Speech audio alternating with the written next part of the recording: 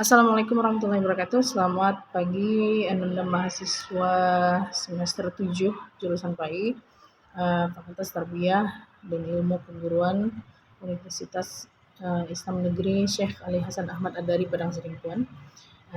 Kita berjumpa lagi di video mengenai tugas ketiga Anda ya di mata kuliah Etika Profesi Keguruan di semester ini. Baik, langsung saja saya kira judul tugas Anda kali ini adalah rancangan strategi pengembangan profesionalisme yang profesinya nanti akan Anda pilih sendiri.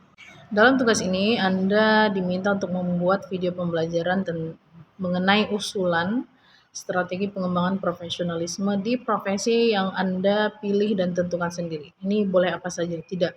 Walaupun kalian jurusan PAI, tapi profesi yang Anda pilih nanti tidak harus guru PAI ya, boleh yang lain.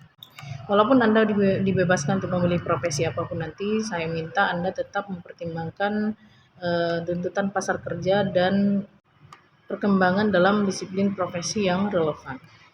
Itu backgroundnya ya. Kita lanjut dengan isi dari video pembelajaran kalian. Jadi video kalian harus mengandung 7 komponen.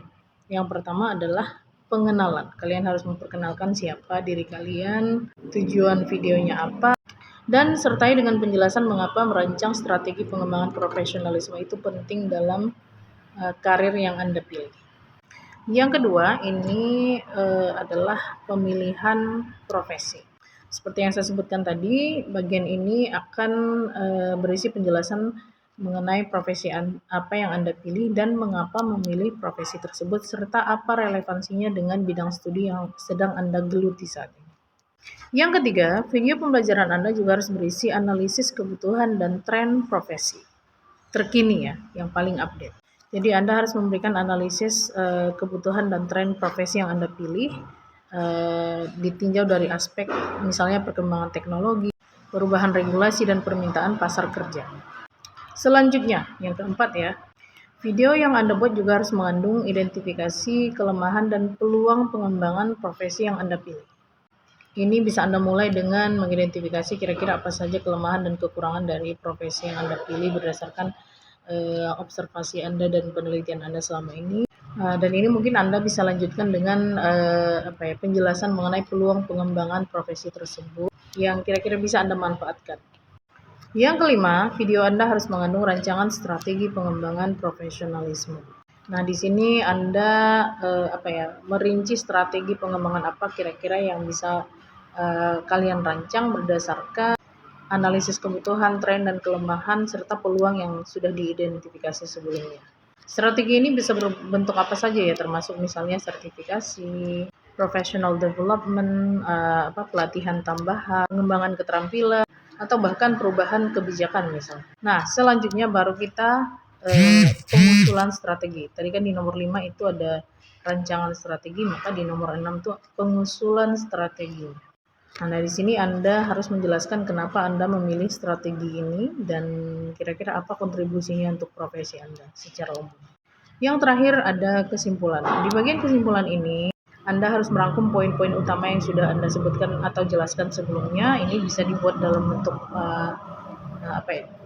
visualisasi, kamunya ngomong di video, terus ditambahkan dengan poin-poin dalam bentuk teks bisa. Yang penting bisa mempermudah transisi bacaan penonton begitu kira-kira. Nah, di bagian kesimpulan Anda juga tidak boleh lupa untuk menyebutkan kenapa menekankan pentingnya pengembangan profesionalisme dalam profesi yang Anda pilih dan kira-kira apa konsekuensinya kalau tidak ada pengembangan profesi dalam bentuk apapun di profesi yang Anda pilih.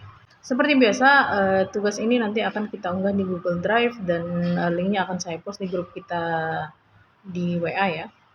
Dan ini tugasnya harus sudah dikumpul di hari Minggu jam 5 sore minggu ini. Jika Anda memiliki pertanyaan apapun mengenai tugas ini, Anda boleh japri saya melalui WA atau melalui email. Email saya mungkin sudah ada di Kosma atau di sekretaris ya. Tapi kalau Anda mau japri melalui WA juga silakan.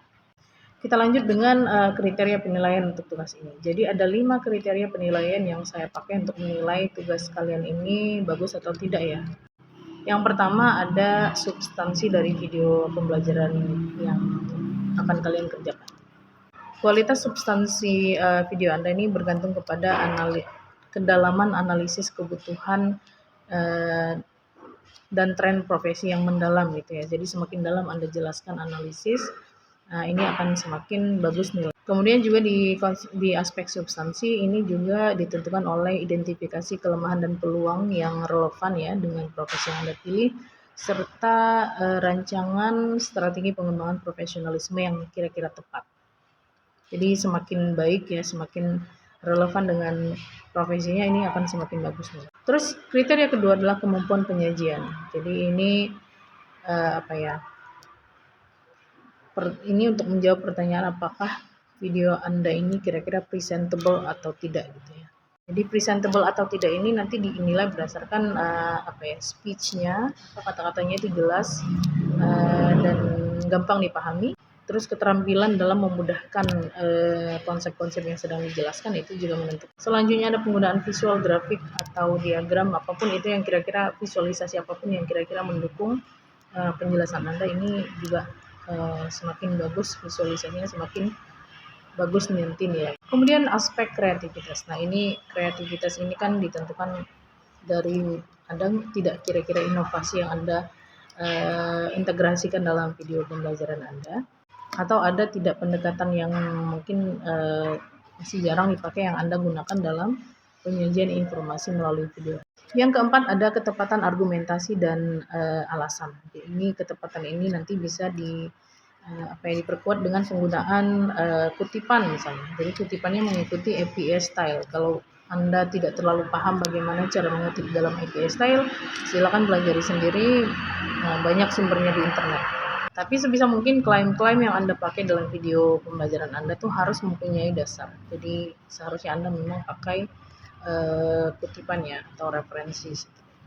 Baru yang terakhir, dan ini sebenarnya tidak terlalu penting namun ada juga nilainya begitu ya, itu kualitas videonya. Jadi kadang-kadang video itu tidak bisa dibuka ya, nah itu juga mempengaruhi nilai. Makanya nanti bikin videonya itu jangan formatnya yang aneh-aneh, yang gampang aja diakses sama semua orang. Jadi kualitas audionya harus jelas, kualitas visualisasinya juga harus rapi, clear, ya kan. Ini Anda boleh pakai platform apapun yang kira-kira mendukung tujuan Anda untuk menciptakan kualitas video seperti apa. Nah silakan pilih sendiri, tapi saya akan bebaskan Anda untuk memilih platform apapun itu yang kira-kira membantu Anda dalam pengerjaan tugas ini.